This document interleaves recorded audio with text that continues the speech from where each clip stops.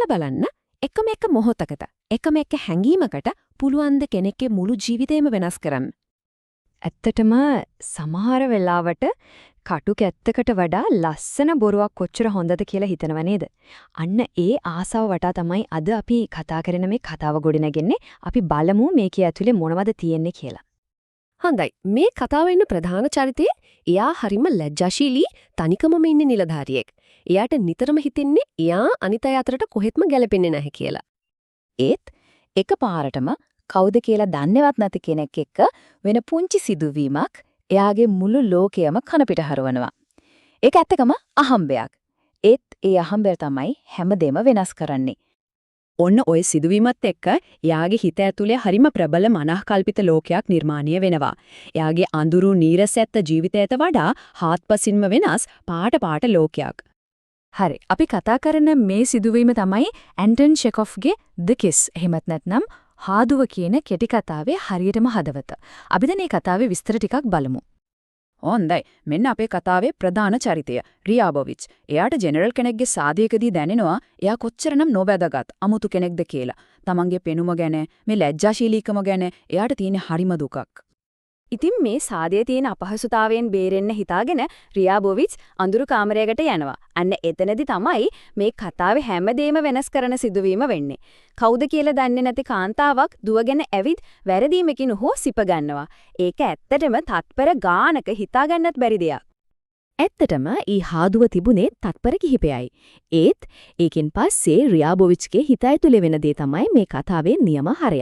අපි දැන් බලමු මේ සිහිනයයි යථාර්ථයයි අතරේ වෙන ගැටුම මොන වගේද කියලා.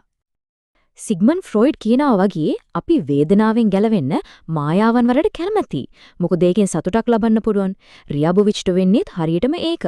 එයා මේ පුංචි සිදුවීම අල්ලගෙන ඒක එයාගේ මුළු ජීවිතේම වෙනස් කරපු දෙයක් බවට පත් කරගන්නවා. ඇයි? මොකද ඒ මායාව එයාගේ වේදනාකාරී ඇත්ත ජීවිතයට වඩා හරිම මිහිරි.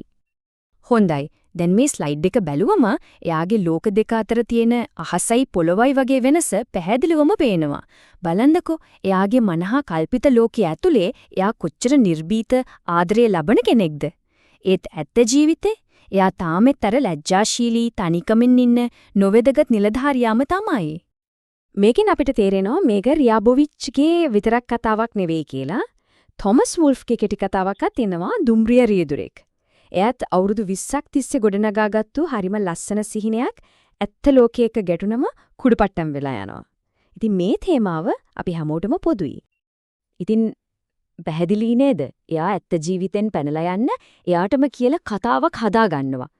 ඒත් පොඩ්ඩක් හිතන්න මේ කතාව ඇත්තටම අර හාදුව ගැන විතරමද? එහෙම නැත්නම් කතා කියන දේ ගොඩනගෙන විදිහ ගැනම කතාවක්ද? අපි දැන් ඒ ගැඹුරු පැත්තට යමු. මේ ප්‍රශ්නෙත් එක්ක අපි කතාව දිහා බලන කෝණයම වෙනස් වෙනවා. මොකද එතකොට මේක හාදුවක් ගැන කතාවක් වෙනුවට වඩා අපි අපේ ජීවිතේ වෙන සිදුවීම් අරගෙන ඒවා අපේම කතා බවට පත් කරගන්නේ කොහොමද කියන එක ගැන කතාවක් වෙනවා. හොඳයි. මේ සංකල්පයට කියන නම තමයි මෙටපොයටික්ස්. සරලවම කිව්වොත් මෙහෙමයි. හිතන්නකෝ චිත්‍රයක් තියෙනවා. ඒ චිත්‍රය ඇතුලේ ඒ චිත්‍රයේම අඳින කලාකරුවා ඉන්නවා. ඒ වගේ කතාවක් තමන්ව කතාවක් විදියට ගොඩනැගෙන හැටි ගැනම කතා කරන එකට තමයි මෙහෙම කියන්නේ. මේ අදහස තේරුම් ගන්න මේ උපමාව බලන්නකෝ. 1. හාදුව කියන්නේ අපහැගිලි පණිවිඩයක් වගේ. 2. රියාබොවිච් කියන පාඨකයා ඒ පණිවිඩය යාට ඕන විදිහට තේරුම් ගන්නවා. 3. ඊට පස්සේ රියාබොවිච් කියන කතුවරයා ඒ තේරුම් ගැනීමෙන් අලුත්ම කතාවක් නිර්මාණය කරනවා. හරියටම අපි අපේ ජීවිතයේ සිදුවීම් අපිට ඕන විදිහට අර්ථකථනය කරගන්නව වගේම තමයි. ඔන්න ඔය කාරණය අපිව කෙලින්ම ගෙනියන්නේ මේ අපූරු කතාව ලිපු කෙනා, ඒ කියන්නේ ඇන්ටන් චෙකොෆ් සහ එයාගේ සුවිශේෂී ලේඛන ශෛලිය ගැන කතා කරන්න. චෙකොෆ් කියනවා කලාකරුවාගේ වැඩේ චරිත විනිශ්චය කරන එක නෙවෙයි අපක්ෂපාතී සාක්ෂිකරුවෙක් වෙන එක කියලා. අන්න ඒකෙන් තමයි පැහැදිලි වෙන්නේ ඇයි යාගේ කතා මෙච්චර ඇත්ත වගේ දැනෙන්නේ කියලා. එයා විනිශ්චය කරන්න යන්නේ නැහැ. එයා වෙච්ච දේ පෙන්නනවා විතරයි. ඉතින් ඒක නිසා තමයි චෙකොෆ්ගේ කතාවල මේ ලක්ෂණ දකින්න ලැබෙන්නේ. එයා ලොකු කතා වස්තුවකට වඩා චරිත ගැන අවධානය යොමු කරනවා. මිනිසුන්ගේ හැඟීම් සම්බන්ධතා අල්ල ගන්නවා. හොඳ නරක කියලා විනිශ්චයක් දෙන්නේ නැතුව ජීවිතේ තියෙන විදිහටම පෙන්නනවා. වැදගත්ම දේ එයා උත්තර දෙනවට වඩා ප්‍රශ්න අහනවා. ඉතින් අවසාන විනිශ්චය තියෙන්නේ කියවන කෙනාගේ අතේ. ඒකයි ඒ කතාවල බලය. හොඳයි. එහෙනම් මෙතරම් ලස්සරට හිතේ මවාගත්ත මායාවන් ඇත්ත ලෝකයේත් එක්ක මුහුණට මුහුණ ගැටෙනකොට මොකක් වෙයිද? එඩ්වඩ් ඇල්බි කියනවා මිනිස්සු ඇහැරිලා ඉන්නවට වඩා ජීවිතේම නිදාගෙන ඉන්න කැමතියි කියලා. ඒ කියන්නේ අපි ඇත්තට මුහුණ දෙන්න බයයි. රියාබොවිච් කියන්නේත් ඒ වගේ කෙනෙක්. එයා කැමතියි තමන්ගේ ලස්සන හීනේ ඇතුළෙම නිදාගෙන ඉන්න. ඒත් ඉතින් හැම හීනයක්ම කවදා හරි ඉවර වෙනව නේද? මෙන්න ඒ ඇත්තට මුහුණ දෙන මොහොත. මාස ගානකට පස්සේ රියාබොවිච් ආයෙමත් අර තැනට එනවා.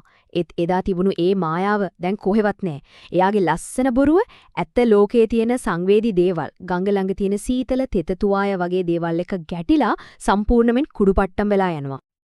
අවසානයේදී එයා ලෝකීය දිහා බලන විදිහම වෙනස් වෙනවා. තමන්ගේම ආදර කතාවේ වීරයා වෙලා හිටපු එයා එකපාරටම මුළු ජීවිතේම තේරුමක් නැති අරමුණක් නැති අභිරහසක් කියලා කල්පනා කරන කෙනෙක් බවට පත් වෙනවා. ඉතින් මේ හැමදේම එක්ක අවසාන වශයෙන් හිතන්නට දෙයක් ඉතුරු වෙනවා. යථාර්ථය බලාපොරොත්තු කඩ කරනකොට ඇත්තටම වටින්නේ අපි අපිටම කියාගන්න කතාවද?